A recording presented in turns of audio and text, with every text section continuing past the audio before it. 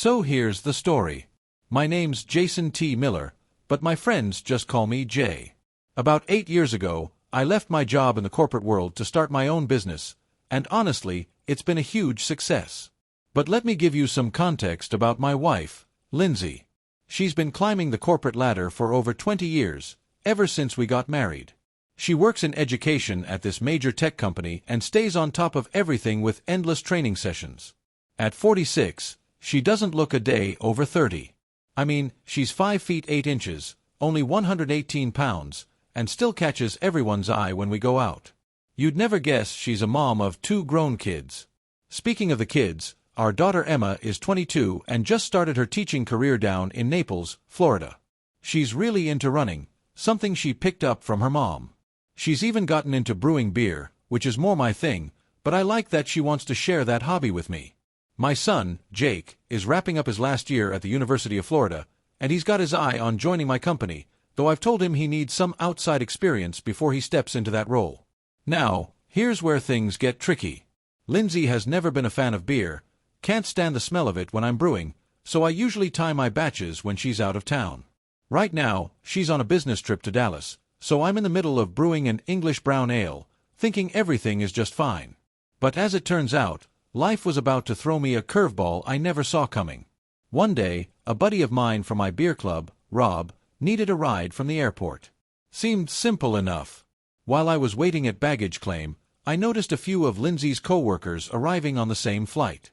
That was odd. Why weren't they with her? I hadn't seen them in forever, so I tried calling Lindsay's office to check in. Her voicemail said she was supposed to be in Dallas, but here her colleagues were, without her. That's when things started to feel off. I picked up Rob, and on the way home, I shared my suspicions with him. He suggested I talk to Steve, another guy from our club who happens to be a detective. Before I reached out to Steve, I called Lindsay and tried to play it cool. She gave me some story about staying behind for extra work, but it just didn't add up. By this point, I had a sinking feeling in my gut that something wasn't right, so I decided to give Steve a call. It was late, but he didn't mind. I told him everything, about the coworkers, the weird voicemail, and my doubts. Steve said he'd help and suggested I hire a private investigator if I really wanted to get to the bottom of things. That's when he pointed me to Frank, a PI who could look into it all. The next morning, Frank called me to go over the details. He didn't sugarcoat it, asking if I really wanted to open this can of worms. I told him, without hesitation, that I needed to know the truth, no matter how messy it might get. So, Frank started his investigation, with one of his guys in Dallas trailing Lindsay and his team checking out her training schedule. Meanwhile, he told me to do a little digging at home. I wasn't sure what I was looking for, but I figured I'd start with Lindsay's dresser. Nothing out of the ordinary there. Then I checked the closet. Still nothing unusual. It was like searching for a needle in a haystack without even knowing if there was a needle to find. Eventually, Frank showed up at my place, and we set up cameras around the house and installed a tracker in Lindsay's car. He told me her training schedule in Dallas was supposed to be a 3-day stint, and her colleagues had all flown back on Wednesday night, which raised more questions. I could feel the anger boiling inside me, but I tried to keep my cool, remembering something my dad used to say about staying level-headed in tough situations. But here's what stood out. Lindsay always rushed to wash her clothes as soon as she got home from these trips. Frank thought that was suspicious, so we came up with a plan. I would mess with the washing machine to delay her from doing laundry right away. Frank promised his guy in Dallas was on her trail and would have answers soon. That night, I couldn't sleep. I couldn't bring myself to stay in our bed, so I crashed in my son's room, tossing and turning the whole night. The next day, I went through my usual routine, heading to the office to clear my head. Around lunchtime, Frank called, and we agreed to meet back at my house. He showed up with a stack of files and a serious look on his face. The Dallas detective had come through with a full report, complete with photos. My heart pounded as I prepared for whatever those files were about to reveal. Frank started by laying out some photos in front of me. There were 6 people having dinner together, 3 men and 3 women, all paired up like couples. My stomach dropped when I recognized one of those faces. Lindsay was sitting right there, smiling and laughing like she didn't have a care in the world. I squinted at one of the guys, and his face seemed vaguely familiar, but I couldn't quite place him. Frank then pulled out a few more close-up shots of them leaving the restaurant. It showed the same group piling into an elevator, all heading to the same floor. The women went into one room, the men into another, which were conveniently side by side. That's when things got weird. Early the next morning, the photos showed the same group leaving their rooms. 2 women from one room, 2 men from another, all acting casual. They headed down to the hotel lobby, had breakfast together, settled their tabs, and checked out. From the outside, they just looked like co-workers wrapping up a business trip. Nothing seemed out of the ordinary. Frank paused and asked me if I was sure I wanted to hear more. There was no hesitation on my part. I had to know. Whatever it was, I needed the truth. He explained that his team had done a full sweep of the rooms after the group left, like something out of a spy movie. They gathered DNA samples from the sheets, swiped used glasses for prints, and even went through the trash. Then, Frank hit me with the bombshell. The hotel rooms were connected, and from what they found, it was clear that there had been more going on than just a professional dinner. It felt like a punch to the gut. As Frank detailed the aftermath of their stay, I realized this wasn't just a case of some flirtation. There was more to it, something deeper that had been happening under my nose for who knows how long. My mind raced, trying to make sense of how I could have been so blind. I had built this perfect life in my head, but now it felt like it was all slipping away. The hardest part was the waiting. Frank had sent all the evidence to a lab to get full confirmation, but in my gut, I already knew. The Dallas detective had painted a picture that was too clear to ignore. Lindsay had been playing me, and I was starting to think this wasn't just a one-time thing. Lindsay was due to come home that night, and Frank and I were ready to execute the plan. First, we needed to stop her from getting to that laundry right away. So, I accidentally broke the washing machine, just enough to keep it from working. Then Frank headed to the airport to intercept her luggage while I stayed home, prepping for her arrival. He also had a plan to get DNA samples from her clothes, hairbrush, and other personal items. We needed all the proof we could get before confronting her. When Lindsay got home, she was clearly annoyed about her missing luggage but still acted like nothing was wrong. She greeted me with her usual charm, giving me a hug and a kiss, talking about how much she missed me. I had to play along, all while knowing in the back of my mind that everything she was saying could be a lie. She didn't seem in a rush to do laundry, which was good, considering our plan. I was relieved when she went upstairs to take a bath, giving me time to plant a tiny recording device in her briefcase. That night, I barely slept. Every moment of the day played over and over in my head. I kept thinking about those photos, wondering how long this had been going on. Was it just this trip? Had there been others? The idea that my wife could have been living a double life all this time was tearing me apart. But I had to stay focused. There was still more work to do. Saturday morning, Lindsay was in no rush, probably because her luggage was still missing, meaning no laundry for her to deal with. I snuck a quick peek at her underwear, but honestly, there wasn't anything unusual. Everything looked normal, which only made me more frustrated. How could someone hide something so big and not leave a trace? As I got ready for the day, trying to keep up the charade, we went through the motions of a normal weekend. We had breakfast together, and I played the doting husband, making her coffee and chatting like everything was fine. But inside, I was boiling. We even went out to dinner at our favorite Italian spot that evening, making small talk about her trip, my upcoming business travel to St. Louis, and her missing luggage. Lindsay was completely at ease, not showing a single sign that anything was amiss. It felt like a scene from a movie where everyone is pretending everything is normal, but underneath, the truth is just waiting to explode. The next day, I left for my trip to St. Louis, but this time, it wasn't just about business. It was part of the plan Frank and I had cooked up. With me out of town, Lindsay might feel more comfortable letting her guard down. Frank had already rigged her car and the house with trackers and cameras, and we were hoping she would slip up if she thought I wasn't paying attention. It was like a high-stakes game, and I had to play my part perfectly. As I drove to St. Louis, all I could think about was what was happening back home. Would Lindsay meet up with someone? Was this all going to blow up in my face? Every mile felt like an eternity. I checked in with Frank regularly, trying to get updates, but so far, nothing new had come up. The waiting was unbearable. I needed answers, and I needed them fast.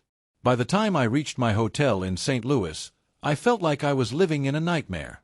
I went through the motions of my business meetings, played a round of golf with an old client, and tried to keep my mind off everything. But I couldn't shake the feeling that my life was falling apart. Monday morning came around, and I was still stuck in St. Louis, trying to focus on work but constantly checking my phone, waiting for an update from Frank. He finally called in the afternoon with some news, but it wasn't the kind of breakthrough I was hoping for. Lindsay hadn't slipped up yet. No strange movements, no unusual calls or meetings. Still, Frank and his team were tracking her every move, ready to catch her if she made a mistake. But honestly, it felt like waiting for a storm that just wouldn't come. The tension was eating away at me. I had a lot on my mind, and during my downtime, I couldn't help but think about what came next. How was I supposed to confront Lindsay? How could I look her in the eye, knowing what I knew? Should I just let her keep living this double life until Frank gathered every last bit of evidence? The longer I thought about it, the more I realized I wasn't just in it to expose her. I wanted her to feel the same pain she'd been putting me through. That's when I decided to call Mike, my lawyer. I hadn't told him anything yet, but I figured it was time to start preparing for the fallout. I briefed him on the situation and told him to put me in touch with the best divorce attorney he knew. Mike didn't hesitate. He said Dave Ford was the man for the job, and I'd be hearing from him soon. It felt surreal. One minute I was thinking about how to confront my wife, and the next, I was talking to lawyers about divorce. It's amazing how life can flip upside down in the blink of an eye. Dave called me later that day, and we set up a meeting for when I returned to Atlanta. He wanted to go over the details in person, but he didn't sugarcoat anything. He explained that Georgia is a no-fault divorce state, which meant we could end things without dragging out an ugly court battle. But if Lindsay was cheating, I had the option to go after her for adultery, though that wouldn't really give me any advantage, especially since our kids were grown. Still, Dave understood that sometimes it's about more than just money. Sometimes you need to make a point. As much as I wanted to scorch the earth, I also knew I had to be smart about this. My focus wasn't just on Lindsay anymore. It was on the life we had built, the family we'd raised, and what this was going to do to our kids. Emma and Jake were my world, and while I hadn't told them anything yet, I knew the day was coming when I'd have to sit them down and explain the mess their mom had gotten us into. By the time I got back to Atlanta, Frank had more news. The private investigator in Dallas had finished his report, and it wasn't looking good. Lindsay had definitely been sneaking around. There were photos, texts, and emails that confirmed everything. The group from the restaurant, her so-called colleagues, had been hooking up for years. And it wasn't just a fling. This was something serious. They were practically running a secret life behind closed doors, meeting up during work trips, booking rooms next to each other, and keeping everything under wraps. The details hit me like a ton of bricks. I couldn't believe it. Lindsay had been living this lie for over a decade, maybe longer. She'd been so careful, so methodical in how she covered her tracks, that I never saw any of it coming. It wasn't just the betrayal that hurt. It was the realization that she had been so good at pretending, so good at keeping me in the dark while she led this other life. I sat down with Frank and Steve, going over the evidence piece by piece. It wasn't just Lindsay. The whole group was in on it. Her colleagues, people she'd worked with for years. They had a system. They'd show up for these work trips, act like everything was normal during the day, but at night, they'd split off into pairs, sneaking around like teenagers. Frank's team had tracked them from hotels to restaurants, and back to the hotel again, all under the guise of professional get-togethers. But the photos didn't lie. The DNA tests didn't lie. They'd been doing this for a long, long time. I thought about confronting her right then and there, just laying it all out and watching her try to squirm her way out of it. But Frank convinced me to hold off. He said we needed to get everything in order first, all the legalities, all the evidence, all the paperwork, before making a move. I hated waiting, but I knew he was right.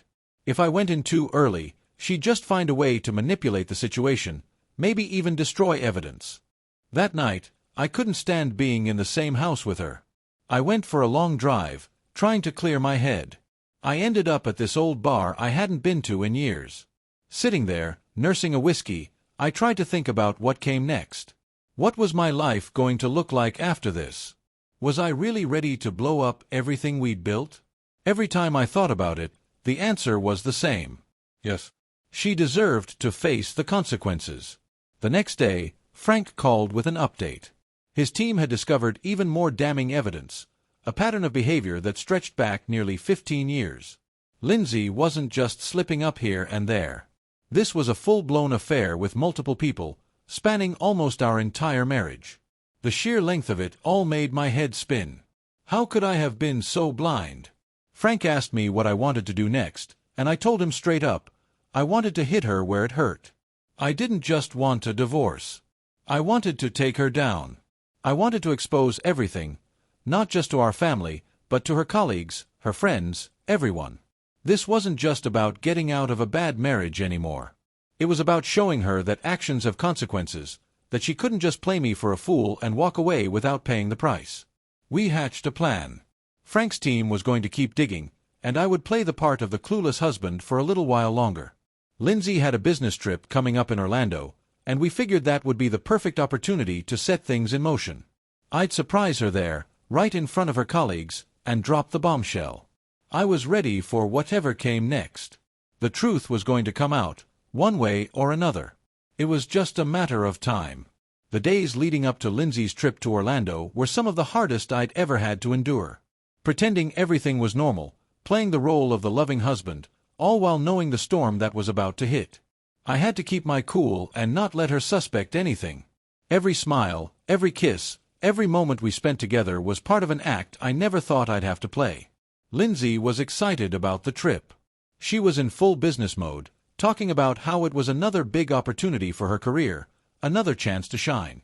But all I could think about was how she was using these trips as cover for her secret life. Frank and I had everything in place. His team would be watching her every move in Orlando, ready to document whatever she was up to. I'd be flying down as well, though Lindsay didn't know that. She thought I was staying home, just another routine work trip for her, no big deal. The night before she left, we had dinner together, like any normal couple. She was relaxed, in a good mood, and I had to fight the urge to blow up right then and there. I wanted to scream at her, to ask her how she could do this to me, to our family. But I kept it together. I knew if I lost it too soon, the plan would fall apart. The next morning, Lindsay left for the airport. I kissed her goodbye, just like always, and watched as she drove off. Once she was out of sight, I called Frank to let him know the operation was on.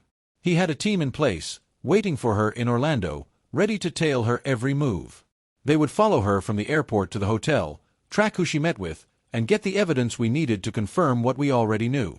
But I wasn't going to just sit around waiting for updates. I had my own part to play. After Lindsay landed in Orlando, I caught a flight down myself, arriving a few hours later. I checked into a different hotel, keeping a low profile. I wasn't about to risk running into her before it was time. Over the next 2 days, Frank's team kept me updated. As expected, Lindsay fell right into her usual routine. She met up with the same group from Dallas, the so-called colleagues who were really her partners in this twisted affair. Frank's guys got photos of them meeting at a restaurant, just like they had in Dallas. They laughed, they joked, they acted like they didn't have a care in the world. Once dinner was over, they headed back to the hotel, splitting off into their rooms, just like clockwork. The evidence was piling up, and there was no denying what was happening. We had everything we needed, from surveillance footage to DNA tests. The truth was about to come crashing down on Lindsay, and there was no way for her to hide from it anymore. Then came the day I'd been waiting for, our 25th wedding anniversary. But this wasn't going to be the celebration Lindsay was expecting. Oh no, this was going to be a day she would never forget, for all the wrong reasons. I'd invited a few special guests to join me in Orlando, the spouses of the other members of Lindsay's little gang of 6. They thought they were coming for a surprise anniversary party, that we were going to toast 25 years of marriage. I'd even told them I'd cover their flights, all on me. They had no idea what was really in store. When they arrived, we met up at a restaurant for lunch. The conversation was light, friendly, everyone in a good mood. I played my part perfectly, acting like the proud husband ready to surprise his wife. But inside, I was a ticking time bomb, waiting for the moment to blow this whole thing wide open. After lunch, I met up with Frank and Steve. They were ready to go, armed with all the evidence we needed. Frank had his guy with the camera ready to capture everything on film. We weren't just going to confront Lindsay, We were going to make sure the whole thing was documented. There would be no escaping the truth. At 2:30, I had a florist deliver 25 red roses to the hotel where Lindsay was staying. It was all part of the setup. I wanted her to think this was a romantic gesture, that I was celebrating our anniversary in style. But the roses were just a distraction, a way to keep her off balance. By 3 o'clock, I was ready. I walked into the hotel with the camera guy behind me, the spouses of her colleagues right by my side. We made our way to the meeting room where Lindsay's class was wrapping up. I opened the door, carrying the roses, and there she was, standing in front of the room, completely oblivious to what was about to happen. The look on her face when she saw me, it was priceless. She smiled, trying to keep up the facade, introduced me to the class as her loving husband. I played along, handing her the roses, but inside, I was seething. This was it. This was the moment. I started my little speech, talking about how special this day was, how it marked 25 years of marriage. But before I could finish, the rest of the group I'd brought along, the spouses, came bursting through the door. The shock on Lindsay's face was instant. She knew something was wrong, but it was too late. The game was up. One by one, I introduced the spouses of her affair partners. You could see the panic spreading across her face, along with the faces of the rest of her group. The color drained from her cheeks, and the whole room went silent. Everyone in the class was staring, confused, as I began to unravel the web of lies. That's when I dropped the bombshell. I turned to our daughter, Emma, who had flown in just for this, and said, "Emma, I'd like you to meet George. He's your biological father." The room exploded into chaos. Lindsay's colleagues looked like they wanted to sink into the floor. George's wife was in total disbelief. Lindsay stood frozen, unable to speak. I wasn't done. Turning to Jake, I introduced him to Chuck, his real father.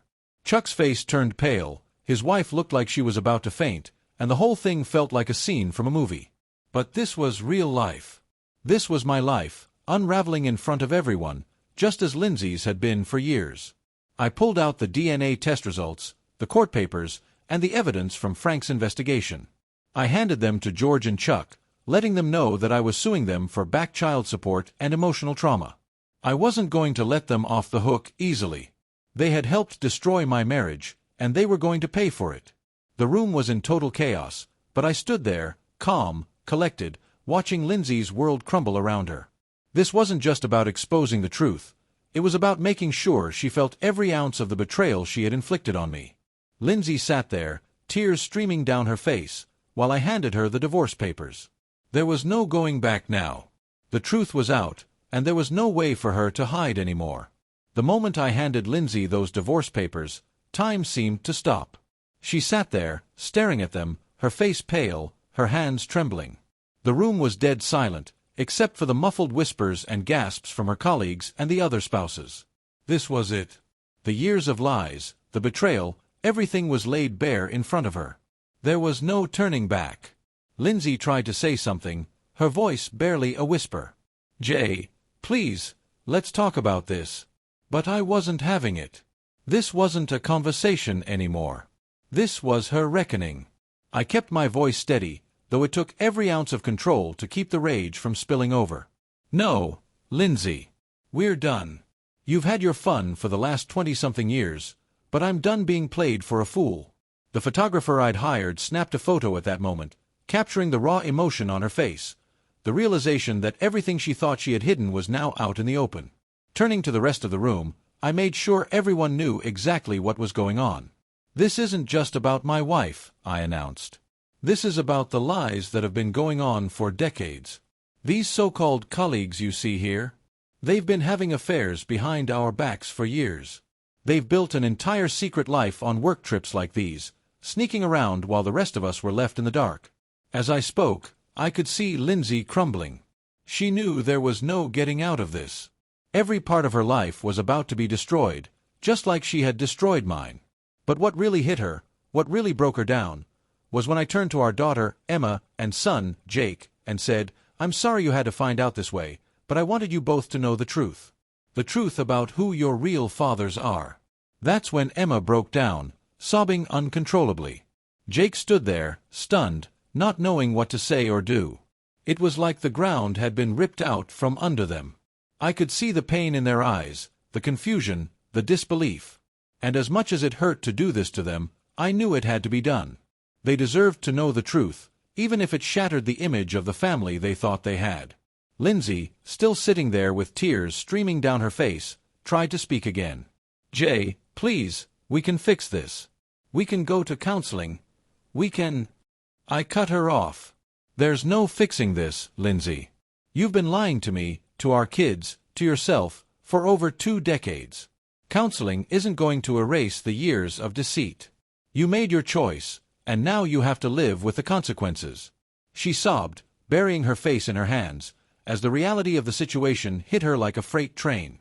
I turned to Frank, who had been watching everything unfold, and nodded. It was time to wrap this up. He handed out copies of the evidence, DNA tests, hotel receipts, photos, to the spouses of the other affair partners.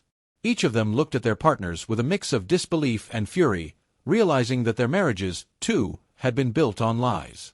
It wasn't just my life that was falling apart, it was all of theirs. One by one, the other spouses began to leave the room, dragging their cheating partners with them. George's wife was the first to go, yanking him by the arm, screaming at him as they walked out. Chuck followed, his wife in tow, her face twisted in anger. The rest of the group scattered quickly, desperate to escape the shame that had just been thrown at them. In the chaos, I stood there, watching as everything I thought I knew about my life crumbled before me. But there was a strange sense of calm washing over me. It was finally over. The lies, the deceit, the years of being in the dark, it was all out in the open now. And as painful as it was, I knew it was the first step toward moving on. Emma and Jake were still standing there, shell-shocked. I walked over to them, putting a hand on each of their shoulders. "I'm so sorry you had to find out this way," I said, my voice softening. "I know this is a lot to take in, and I don't expect you to understand everything right now. But I need you to know that no matter what, I love you both. You're my kids, and that's never going to change." Emma wiped her tears and nodded, though she still looked devastated. Jake just stood there, silent, not able to look at me or his mother. I couldn't blame him. Their world had been turned upside down in a matter of minutes. "I'll give you both some space," I said, stepping back. "Take the time you need to process all of this. But if you ever want to talk, I'm here." They didn't say much after that, just walked out of the room, leaving Lindsay and me alone. Lindsay finally stood up, wiping her face, her voice shaky. "What happens now, Jay? Where do we go from here?" I looked at her, my anger subsiding but still present just below the surface. "We're done, Lindsay. I'll be staying in a hotel for a while. You can keep the house for now, but we're getting a divorce. There's nothing left to talk about." Her face crumpled as the finality of my words hit her. "Please, don't do this. We can—" But I didn't let her finish. "You made your bed, Lindsay. Now you have to lie in it. I'm done." And with that, I walked out of the room, leaving her standing there, surrounded by the wreckage of what had once been our life together. That night, I checked into a hotel, exhausted both physically and emotionally. I poured myself a drink and sat down, trying to make sense of everything that had happened. The weight of it all was crushing, but at the same time, there was a strange sense of relief. The truth was out. There were no more lies to uncover, no more secrets to dig up. It was over. As I sat there, staring at the drink in my hand, I realized that this was the beginning of a new chapter. A painful one, for sure, but also one where I could finally move on from the lies that had defined my life for so long. The next few days would be tough, the divorce, the fallout with the kids, the media circus that would inevitably follow. But for now, I was content knowing that I had done what needed to be done. Lindsay's lies had finally caught up with her, and there was no escaping the consequences anymore. The days following the big reveal were a whirlwind of emotion, confrontation, and legal maneuvers. As expected, the fallout was swift and brutal, not just for Lindsay but for everyone involved. The other spouses wasted no time filing for divorce, and the gossip around the whole ordeal spread like wildfire. It wasn't long before friends, neighbors, and even people from Lindsay's work started calling, asking what the hell had happened. But I didn't answer. I wasn't interested in rehashing it with anyone who hadn't been there. I met with Dave Ford again to finalize the divorce proceedings. The meeting felt strangely businesslike, considering how personal everything was. We talked numbers, assets, and the house. Lindsay wasn't fighting for much, to be honest. It was as if she had accepted that she had lost and knew there wasn't much to argue about. She kept the house, for now, while I moved into a temporary apartment. But the bigger conversation was about our kids, or rather, how they would process everything. Emma had barely spoken to me since that day in Orlando. I knew it wasn't because she blamed me, but because she was grappling with the reality that her whole life had been based on a lie. She had grown up thinking I was her father, only to find out that some guy she barely knew, George, was actually the one connected to her by blood. I couldn't even imagine how disorienting that must have been for her. Jake was a little more talkative, but the hurt was still there. He'd always looked up to me, and I could see the confusion in his eyes as he tried to reconcile his admiration for me with the anger he felt toward his mother. It took a few days, but eventually we sat down together as a family, minus Lindsay. Emma and Jake needed answers, and I wasn't about to shy away from the tough conversations. We met at a park near my apartment, and as we sat on a bench, I could feel the weight of everything pressing down on us. Emma was the first to speak. "Why didn't you tell us sooner, Dad? Why didn't you say something before?" I sighed, looking down at my hands. "I didn't know until recently, sweetheart. I trusted your mom, just like you did. When I found out, I wanted to handle it the right way, and that meant gathering all the facts before dropping something this big on you." Jake was still quiet, processing. "So, George is my real dad." I nodded slowly. "Biologically, yes. But I want you to understand something, Jake. Just because George is your biological father doesn't mean he's your dad. I raised you, I taught you how to ride a bike, I helped you with your homework, and I've been there for you your whole life. That doesn't change because of this." Jake looked at me, his eyes brimming with emotion. "I know, Dad. It's just weird. It's like everything I thought I knew has been flipped upside down." "I get that," I replied, my voice steady but gentle. "It's going to take time to process. But I'm here for both of you, and nothing about this changes how much I love you." Emma finally spoke up again, her voice shaking with anger. "I don't understand how Mom could do this to us. How could she live with herself, lying like that for all these years?" That was the hardest part. I had asked myself the same question 1,000 times since discovering the truth. "I don't have an answer for that, Emma. I wish I did. But what I do know is that this isn't your fault, and it's not something you should carry on your shoulders. Your mom made her choices, and now she has to live with them. We just have to figure out how to move forward." Emma wiped away a tear, her face hardening with resolve. "I don't think I can forgive her. Not after this." I didn't blame her. Forgiveness wasn't something that could come easily in a situation like this. "That's okay," I told her. "You don't have to. You're allowed to feel angry, hurt, and confused. You're allowed to take as much time as you need to figure out how you feel about all of this." The conversation was painful but necessary. We talked for a long time, hashing out feelings and emotions that had been bottled up since Orlando. By the end, we weren't magically healed, but there was at least a sense of understanding, a shared acknowledgement that we were all in this together, even if things would never be the same. Meanwhile, the legal process was moving along quickly. Dave and his team had done an incredible job gathering evidence and filing all the necessary paperwork. Lindsay didn't contest the divorce, and after a couple of court dates, we were officially done. I felt a mix of emotions when the final papers came through: relief, anger, sadness, but mostly, I felt like I could finally start moving forward. As for Lindsay, she tried to reach out a few times, leaving voicemails and sending messages asking to talk, but I didn't respond. What was there to say? She'd made her bed, and now she was lying in it. I wasn't going to give her the satisfaction of a talking things out moment. That chapter of my life was closed. The affair group, the so-called Gang of Six, had their own fallout to deal with. Most of them lost their jobs. Word got out quickly at their company, and the higher-ups weren't interested in keeping people around who had been involved in such a scandal. George and Chuck, in particular, had it rough. Their wives not only divorced them but took them to court for back child support once the DNA results came out. Their lives were unraveling just as fast as mine had, and while I wasn't the kind of guy to take pleasure in someone else's misery, I couldn't help but feel like karma had finally caught up with them. Emma and Jake eventually decided they wanted nothing to do with George or Chuck.